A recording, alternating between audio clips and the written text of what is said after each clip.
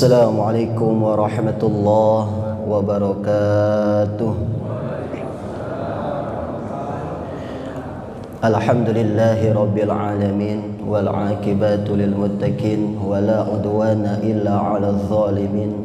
Asyhadu an la ilaha illallah wahdahu la syarika lah wa asyhadu anna Muhammadan abduhu wa rasuluhu la nabiyya ba'dah. Allahumma salli wa sallim ala sayyidina Muhammad wa ala ali sayyidina Muhammad. Amma ba'd. Pertama yang paling utama, mari kita panjatkan rasa syukur kepada Allah Subhanahu wa taala yang telah memberikan kepada kita semua nikmatnya begitu banyak, terutama nikmat iman wal Islam, nikmat sehat wal afiyah. Alhamdulillah atas berkat izin Allah, atas berkat kudrat iradatnya Allah, kita bisa berkumpul, bermuajah, bersilaturahmi di tempat yang mulia ini. Mudah-mudahan kumpulnya kita di tempat yang mulia ini menjadikan wasilah turunnya rahmat Allah Subhanahu wa taala. Salawat dan salam semoga tetap terlimpah curahkan kepada junjungan alam habibina wa syafi'ina wa maulana Muhammadin sallallahu alaihi wasallam, pada keluarganya, kepada para sahabatnya, dan kepada kita semua selaku umatnya. Mudah-mudahan kita mendapatkan syafaatnya di yaumil qiyamah. Amin ya Allah ya rabbal alamin. Berangkatnya kita dari rumah masing-masing ke tempat ini dengan tujuan kita mencari ilmu, maka niscaya dosa-dosa kita yang telah lalu akan diampuni oleh Allah Subhanahu wa taala. Sebagaimana hadis Nabi, man taqala li ta'allamu ilman ghufira lahu qabla ay yakhtuwa. Barang siapa yang berangkat dari rumahnya masing-masing dengan maksud dan tujuan untuk mencari ilmu, maka sebelum ia melangkahkan kakinya, diampunilah dosa-dosanya yang telah lalu. Maka beruntung bagi bapak-bapak, ibu-ibu yang bisa menyempatkan waktu untuk datang ke majelis ilmu, yang bisa menyempatkan waktu untuk hadir di pengajian-pengajian. Maka inilah keberuntungannya bagi orang yang istiqomah di jalan Allah Subhanahu wa taala. Yang kami hormati, yang Al-Fakir hormati, kepada para pengurus DKM Masjid Rajati Mulia beserta staf dan jajarannya, mudah-mudahan Allah berikan kesehatan dan keberkahan. Yang saya hormati kepada para bapak-bapak, para ibu-ibu jamaah yang hadir di tempat ini, mudah-mudahan kita semua senantiasa diberikan kesehatan oleh Allah Subhanahu wa taala untuk taat kepada Allah Subhanahu wa taala, dan mudah-mudahan kita diberikan kemudahan dalam segala halnya dalam menjalankan ibadah kepada Allah Subhanahu wa taala, dan mudah-mudahan kita semua diistiqomahkan di jalan Allah Subhanahu wa taala. Amin ya Allah ya rabbal alamin. Mohon izin sebelumnya Al-Fakir duduk di tempat ini, masih banyak para kiai. Mohon izin sebelumnya para guru, para orang tua, para sepuh, karena kebetulan Pak Kiai kita, guru kita Kiai Icep Umar Jalani berhalangan hadir karena beliau subuh ini mau berangkat ziarah ke luar kota bersama rombongan jamaahnya. Kita doakan mudah-mudahan guru kita diberikan keselamatan Allah Subhanahu wa taala, senantiasa diberikan keselamatan Allah Subhanahu wa taala. Amin ya Allah ya rabbal alamin. Nabi sallallahu alaihi wasallam bersabda, man kharaja fi talabil ilmi kana fi sabilillah hatta yarji'ah. Rawahu Tirmizi. Barang siapa yang keluar dari rumahnya masing-masing, keluar dari rumahnya untuk mencari ilmu, maka kita di perjalanan kita hingga kembali disebut perjalanan fi sabilillah. Kita keluar dari rumah untuk mencari ilmu, maka di perjalanan itu kita disebut fi sabilillah hingga kembali.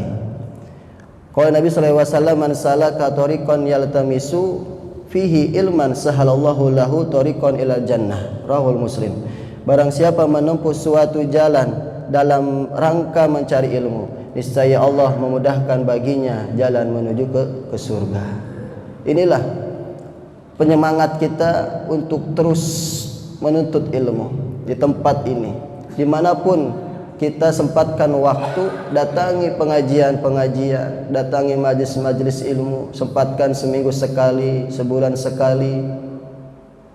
Kita tidak bisa setiap hari mengaji, tapi kita sempatkan menuntut ilmu. Karena kebutuhan rohani pun kita harus penuhi. Jasmani kita butuh makan, butuh minum. Makan biar kita tidak kelaparan, minum biar kita tidak kehausan. Jasmani kita. Rohani pun harus kita sirami, harus kita kasih makan, harus kita kasih minum, biar rohani kita tidak kehausan. Maka dengan cara apa rohani kita? Dengan cara apa memenuhi kebutuhan rohani kita? Maka datangi majlis-majlis ilmu. Dimanapun pengajian-pengajian kita datangi, sempatkan waktu kita seminggu sekali mendengarkan nasihat-nasihat. Datang ke pengajian, duduk di pengajian bersama-sama. Karena talabul ilmi faridatun ala kulli muslimin wa inna talabul ilma yastaghfiru lahu kulli syai'in hatta hitanu fil bahr. Menuntut ilmu itu wajib bagi kaum muslimin dan muslimat. Orang yang menuntut ilmu maka akan dimohonkan ampun oleh Allah Subhanahu wa taala. Akan dimohonkan ampunan oleh seluruh makhluk yang ada di muka bumi ini. Seluruh makhluk yang ada di muka bumi ini memohonkan ampunan kepada orang yang menuntut ilmu. Mendoakan kepada orang yang menuntut ilmu, ya Allah, ampunilah si fulan yang sedang menuntut ilmu ini, ampuni dosa-dosanya.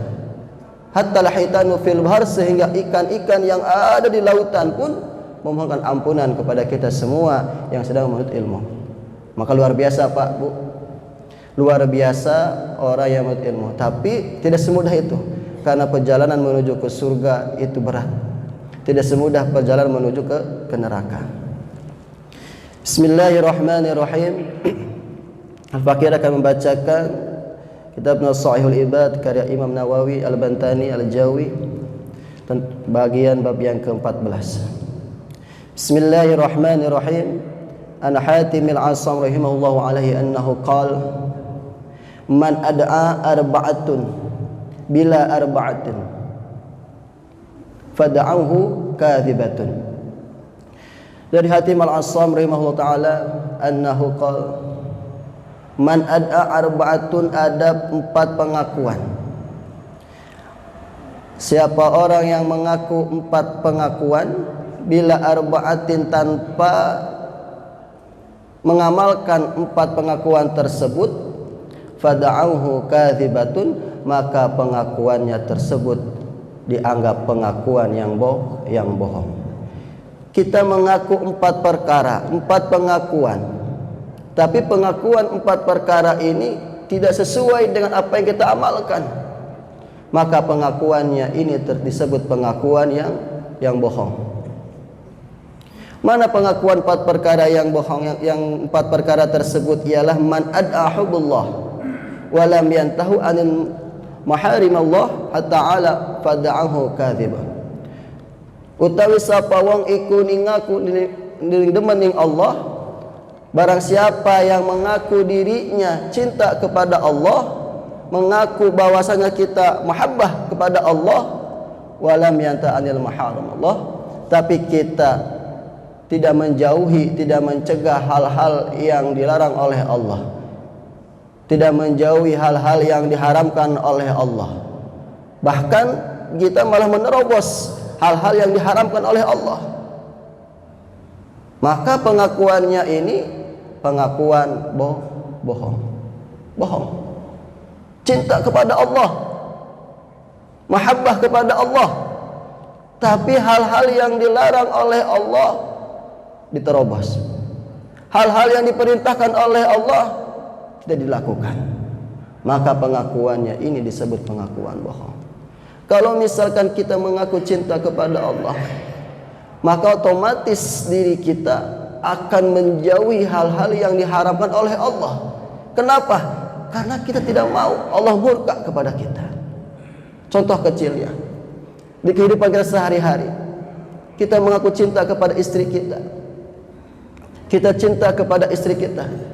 Otomatis kalau seseorang mengaku dirinya cinta kepada seseorang, mengaku dirinya cinta kepada istri, maka apapun itu keinginan istri kita penuhi.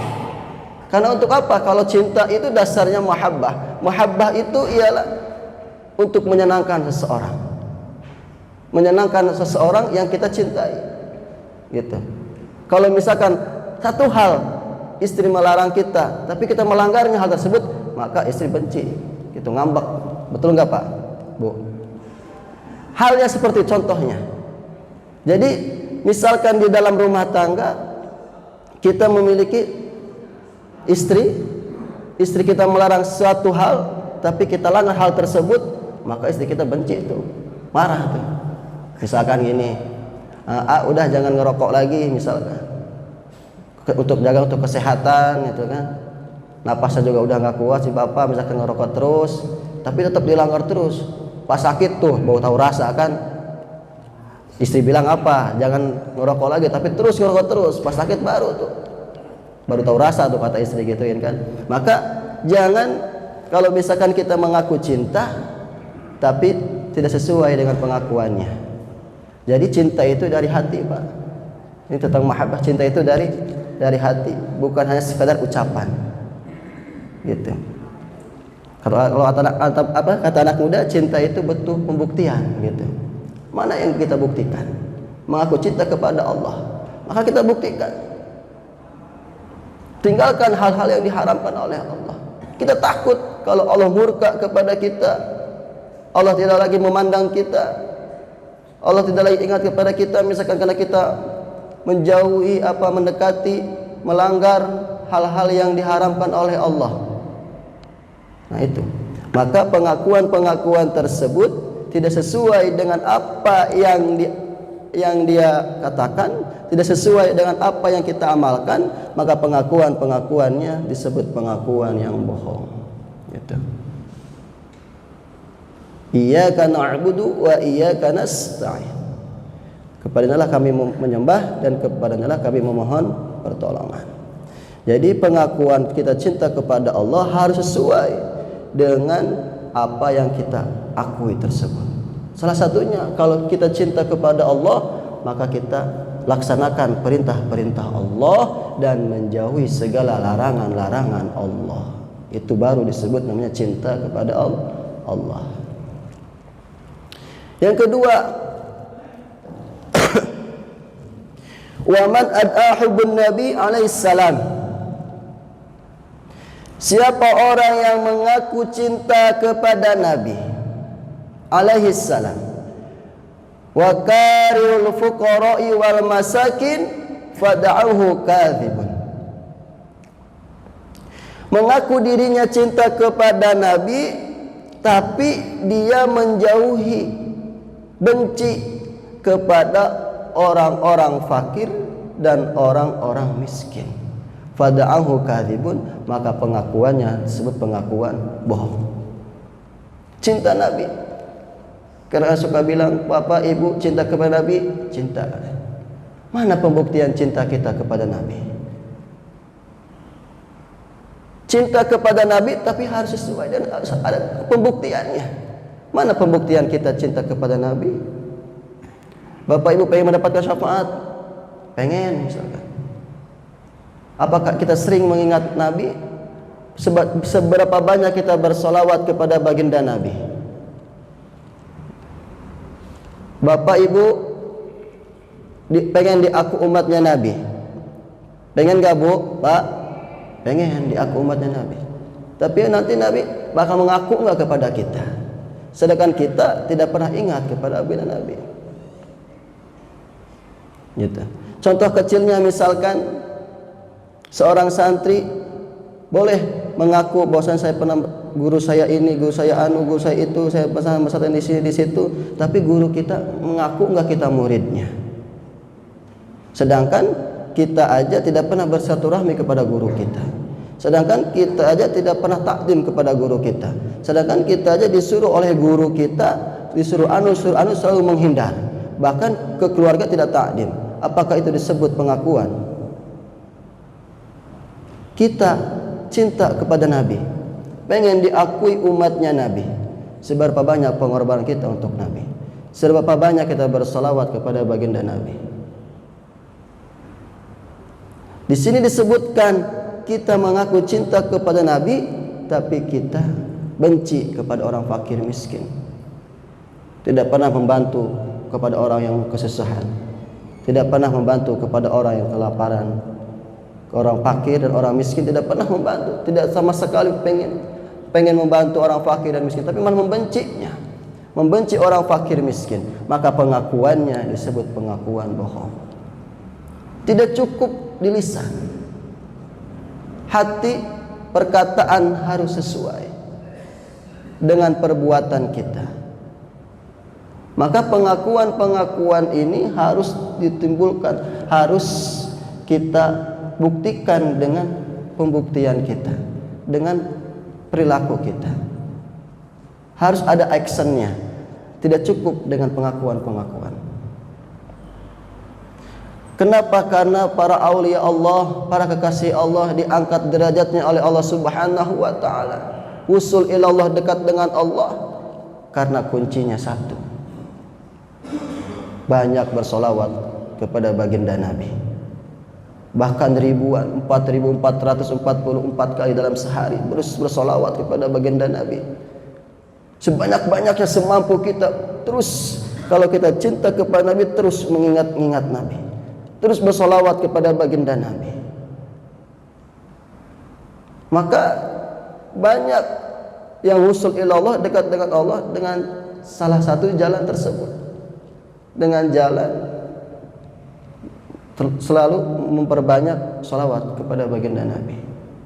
Maka jika pengakuan kita cinta kepada Nabi, tapi kita tidak sesuai dengan apa yang Nabi kerjakan, cinta kepada Nabi, maka sunnah-sunnah Nabi kita lakukan, sunnah-sunnah Nabi kita kerjakan. Kita kalau cinta kepada seorang, kita akan tahu apa kesukaannya, berapa nomor sepatunya misalkan, berapa nomor bajunya gitu. Jadi kalau kita cinta kepada Nabi, kita juga harus tahu apa kesukaannya Nabi, amal apa yang Nabi lakukan gitu. Kita tahu keluarganya Nabi, tahu anak-anaknya Nabi, tahu istrinya Nabi, tahu perjuangannya Nabi, tahu sejarah-sejarahnya Nabi. Waktu berperang dan melawan orang-orang kafir Quraisy, kita harus tahu ke situ.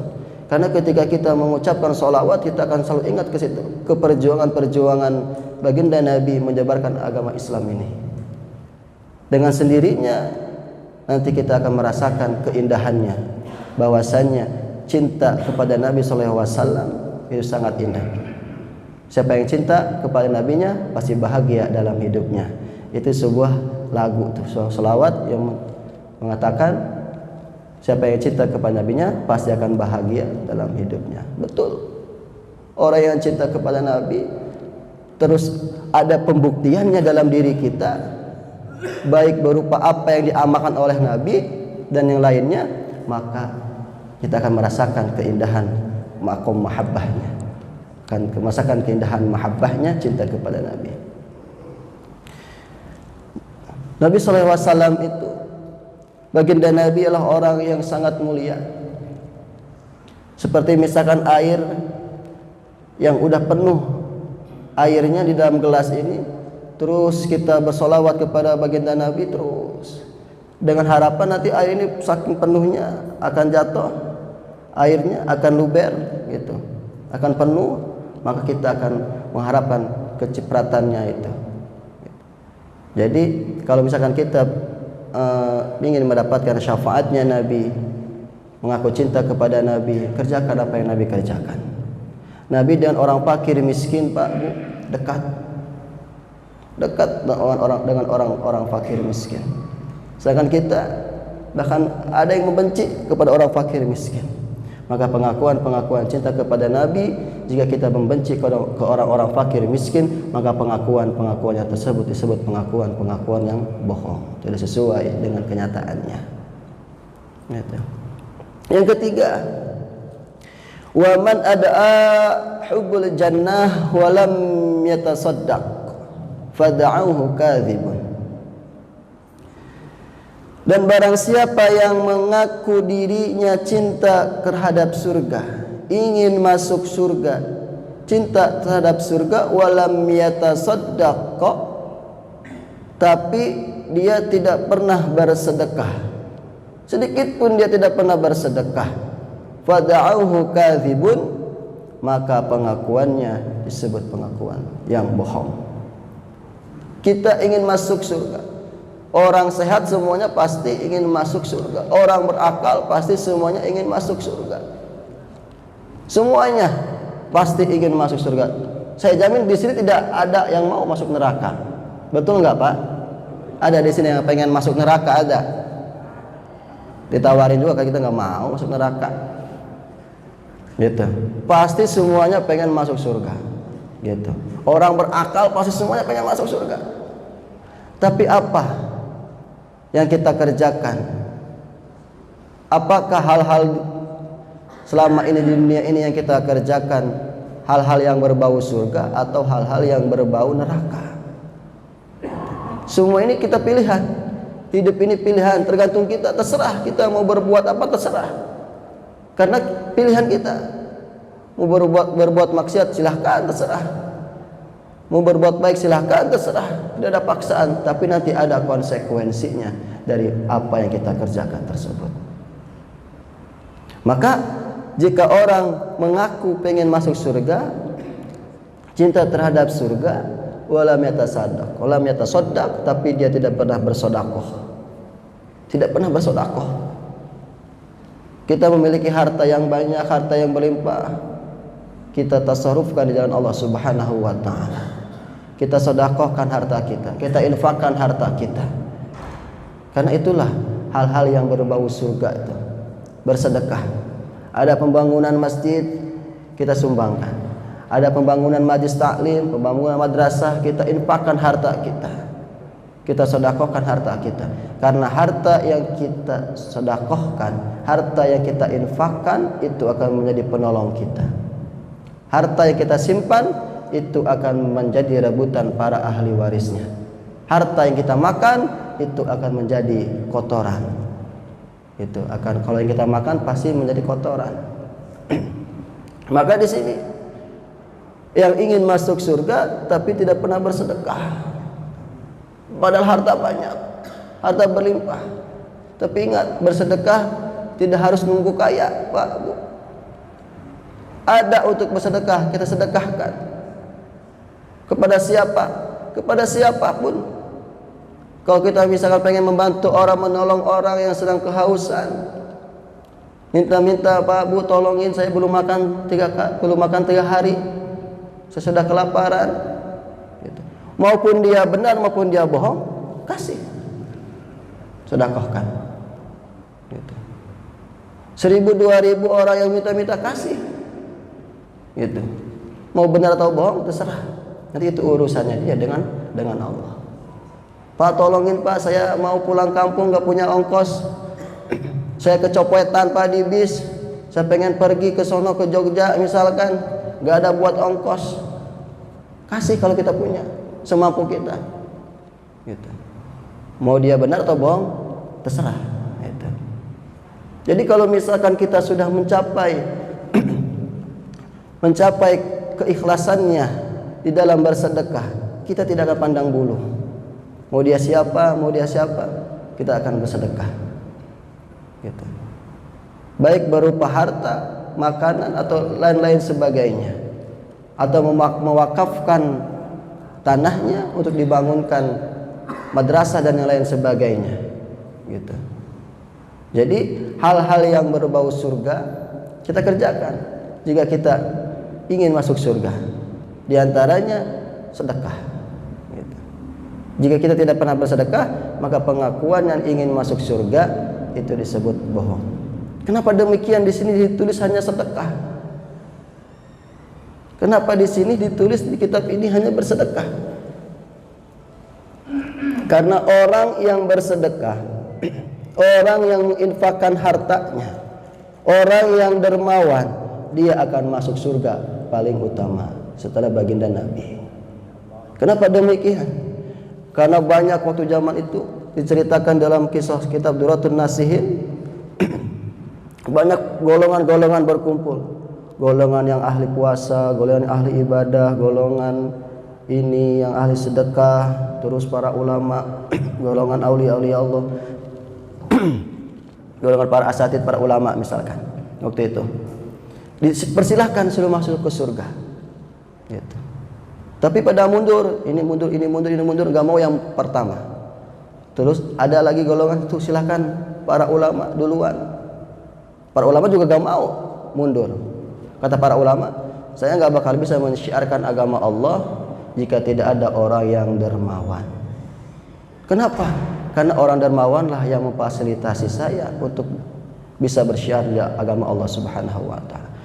Memfasilitasi tempatnya, membuat masjid, membuat madrasah, donatur yang lain sebagainya tidak akan berjalan, kata para ulama, jika tidak ada orang yang dermawan, jika tidak ada orang yang bersedekah, gitu, tidak akan berjalan.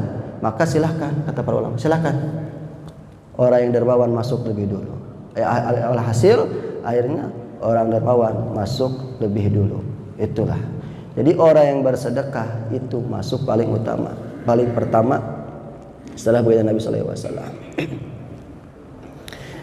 Yang ke berapa tadi, Pak?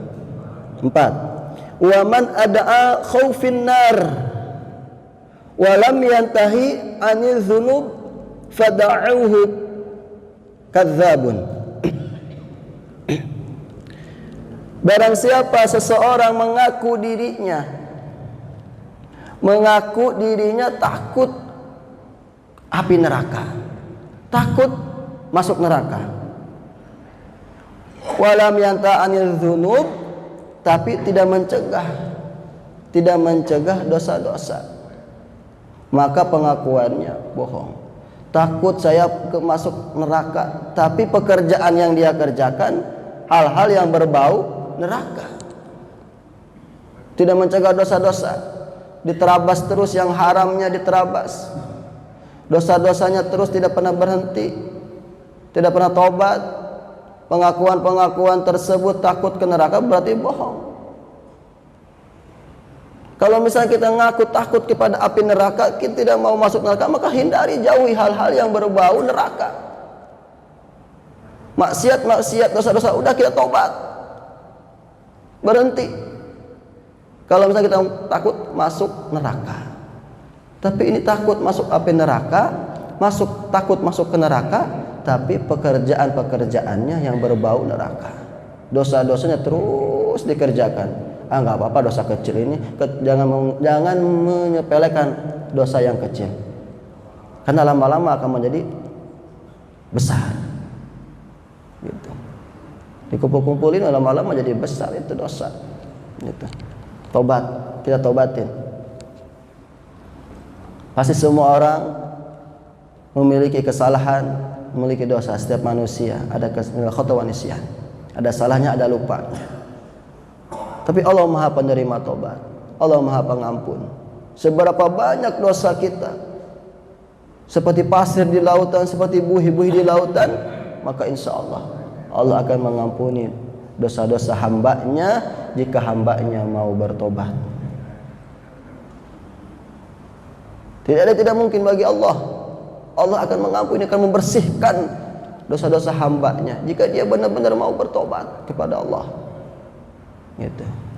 Beda dengan kita misalkan memiliki salah kepada seseorang, kita memiliki kesalahan kepada tetangga atau kepada saudara kita, kepada manusia lah intinya. Karena kita saking banyaknya salah kepada seseorang tersebut tidak mau menerima maaf kita. Gitu. Saya tidak mau memaafkan kamu, saya tidak mau sama sekali memaafkannya, misalkan. Tapi kita sudah minta maaf, kita sudah merasa kita salah, kita minta maaf. Jika misalnya ada hal yang seperti ini pernah terjadi di keluarga ini, rebutan ahli waris, rebutan warisan biasanya gitu, yang sehingga rebutan warisan ini membuat hubungan rumah tangga ini terjadi rentang, gitu. Bahkan memutus silaturahmi, gitu. Kalau kata Sunda haram jadah, saya nggak mau memaafkan kamu, gitu. Sama sekali saya nggak mau memaafkan, gitu. Sama sekali saya tidak mau memaafkannya, gitu. Sampai-sampai dia memutus hubungan persaudaraannya, memutus hubungan silaturahmi, diputus. Udah sampai detik ini, sampai saat ini hubungan kita sebagai adik kakak, hubungan kita sebagai keluarga putus, cukup sampai di sini. Astagfirullah. Ini kalau misalnya kita memutus hubungan persaudaraan, baik persaudaraan ukhuwah Islamiyah maupun persaudaraan kandung, memutus hubungannya, maka orang yang memutus hubungan tersebut tidak akan mencium bau surga. Jangankan masuk surga Pak Bu, menciumnya aja enggak dikasih. Kayak gimana mencium bau surga? Enggak dikasih. Gitu. Orang yang memutus silaturahmi. Maka aturannya, seberapa banyak kesalahan orang kita maafkan. Gitu. Selesaikan secara keluarga, secara baik-baik gitu. Kita maafkan. Karena Allah pun Maha Pemaaf. Allah pun Maha Pengampun. Tidak pandang bulu Allah. Mau berapa banyak dosa-dosa kita tetap Allah maafkan. Beda dengan manusia. Manusia kalau udah Masya Allah, kalau misalkan sudah banyak kesalahannya, kadang kita tidak dikasih maaf sama sekali. Maka kembali lagi, mengaku dirinya takut kepada api neraka, tapi dia tidak mencegah terhadap dosa-dosa. Dosa-dosa terus dia kerjakan. Takut neraka tapi terus dikerjakan dosa-dosa. Maka pengakuannya pengakuan bohong, tidak sesuai dengan apa yang diakui. Gitu. Kalau Nabi sallallahu alaihi wasallam, hujibatin nar bisyahawati wa hujibatil jannah bil makarih. Nah, ini sesuai nih. Jadi perjalanan atau neraka itu ditutupi oleh hal-hal yang apa? Oleh hal-hal yang hawa nafsu. Gitu. Nafsu Pak, yang hawa nafsu. Apa sih yang nafsu inginkan? Sifat hawa nafsu itu ingin yang enak-enak, ingin melihat yang indah-indah gitu. Ini hawa nafsu, bisyahawat. Jadi neraka itu ditutupi oleh yang menyenangkan. Neraka. Sedangkan surga, wa hujibatil jannatu bil makari. Sedangkan surga itu diselimuti, ditutupi oleh hal yang kesengsaraan. Gitu. Kok demikian? Contohnya, kita mau bangun subuh, posisi hujan, mau berjamaah ke masjid, mau ikut datang ke pengajian, udah males, mendingan tidur enak nyenyak, tarik selimut lagi. Nah itu berarti hal-hal. Jadi intinya jalan ke neraka itu mulus, dan ke neraka itu mudah, nggak dicari pun akan datang. Gitu. Gak usah dicari-cari, pasti akan datang. Tapi jalan ke surga itu berat, butuh pengorbanan dan perjuangan. Contohnya hal kecil aja, tarik selimut lagi, pengennya enak, tidur lagi, enak ini kalau tidur cuaca subuh hujan misalkan, udah gak usah jamaah, gak usah kajian misalkan, gitu, mendingan tidur. Berarti berat jalan menuju ke surga. Misalkan kita pengen sholat tahajud, bangun malam, bangun jam 2, cuma kencing doang, tidur lagi, males, dingin banget ini cuaca, udah tarik selimut lagi. Jadi berat. Pengen melaksanakan hal-hal yang berbau surga itu berat, butuh perjuangan dan pengorbanan. Saya pengen banget ini ngaji Quran dawam, misalkan tiap 5 waktu, pengen istiqomah belajar ngaji 5 waktu. Dicoba udah sekali, 2 kali, seminggu, 2 minggu, kesononya berat banget, nggak ngaji-ngaji lagi, akhirnya berat. Karena yang berat itu istiqomah yang berat. Siapa yang kuat istiqomahnya, maka akan mendapatkan karomah. Itu. Saya pengen banget ini bersedekah, tapi lihat lagi, saya banyak kebutuhan, akhirnya nggak jadi bersedekahnya. Banyak cobaan-cobaan menuju surga itu terasa berat. Tapi neraka diselimuti oleh hal yang menyenangkan, hal yang indah-indah. Tidak dipandang pun akan datang, tidak dicari pun akan datang. Pergi bawa motor, ada yang lewat, tidak pakai baju, waduh itu ini baju atau apa? Jadi lihat pun kelihatan, gitu. Pergi ke pasar, di sana nggak pakai celana, gitu. Ada pakai celana pendek misalkan, jadi lihat ya kelihatan. Jadi berat. Ketika kita ingin menghindari hal-hal tersebut berat. Sedangkan neraka mudah, jalannya mulus, jalan yang dihotnik, lancar, tidak ada halangan, tidak ada gangguan. Maka itulah kenapa di sini disebut neraka itu diselimuti oleh hal-hal yang menyenangkan, hal-hal yang mengindahkan. Gitu. Tapi surga diselimuti oleh hal-hal yang penuh dengan kesengsaraan. Kita pengen puasa Ramadan misalkan, puasa wajib, puasa Ramadan. Bismillah kita puasa Ramadan misalkan.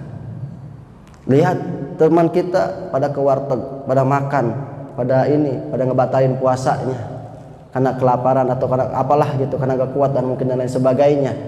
Puasa. Di situ diuji juga keimanan kita sebenarnya. Diuji keimanan kita sekuat mana iman kita. Gitu. Makanya kenapa jalan ke surga itu sangat berat. Gitu. Berat. Mau melaksanakan ini, mau misalkan dakwah, melaksanakan sholat duha, iya dikerjakan sehari 2 kali, sehari sekali misalkan. Terus sehari 2 hari 3 hari, terus seminggu 2 minggu masih dawam tuh duhanya. Kadang kesononya ada lagi ujian yang sangat berat. Udah malas tuh sholat duha, udah kesibukan dan lain sebagainya, udah liau aja akhirnya nggak dilaksanakan lagi duhanya. Pengen dakwah misalkan saya sholat 5 waktu di masjid, udah tuh istiqomah sekali, sehari 2 hari 3 hari, terus seminggu 2 minggu kesononya udah lupa lagi itu. Jadi kesononya berat juga pengen istiqomahnya melaksanakan sholat 5 waktu di masjid. Banyak cobaan, banyak kebutuhan, banyak kesibukan dan lain sebagainya, gitu banyak. Terus banyak godaan-godaannya, berat. Makanya tidak heran jika memang kita itu sulit, iman kita itu emang kadang naik, kadang turun, kadang pasang, kadang surut. Jadi semaksimal mungkin kita kembalikan lagi ke niat awal kita. Pengen dakwah melaksanakan sholat 5 waktu, kembalikan lagi ke niat kita. Pengen melaksanakan sholat duha, kembalikan lagi ke niat kita. Pengen dakwah baca Al-Quran, kembalikan lagi kepada niat kita. Pasti di depannya akan banyak halangan dan rintangan, tidak semudah membalikan telapak tangan. Maka itulah disebut jalan ke surga penuh dengan rintangan, jalannya terjal, curam, licin dan lain sebagainya.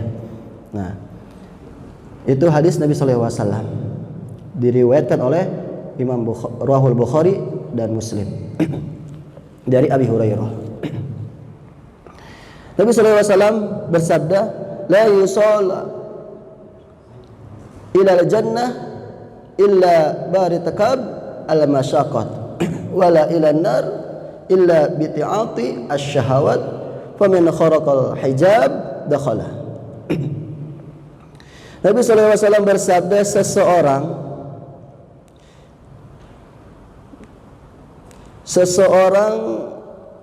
tidak akan masuk surga. Seseorang tidak akan masuk surga kecuali dia melakukan perbuatan yang menyusahkan. Perbuatan yang menyusahkan yakni perbuatan melaksanakan ibadah kepada Allah Subhanahu wa taala. Jadi kalau misalkan kita ingin masuk surga, maka kerjakan hal-hal yang berbau surga. Hal-hal yang menyusahkan gitu. Jadi emang jalankan kayak tadi sebelumnya, jalan menuju surga itu jalan yang menyusahkan, yaitu ibadah kepada Allah Subhanahu wa taala. Kita niatkan istiqomah beribadah kepada Allah Subhanahu wa taala. Wala ilan nar illa bi ta'ati syahawati. Dan barang siapa dan seseorang yang ingin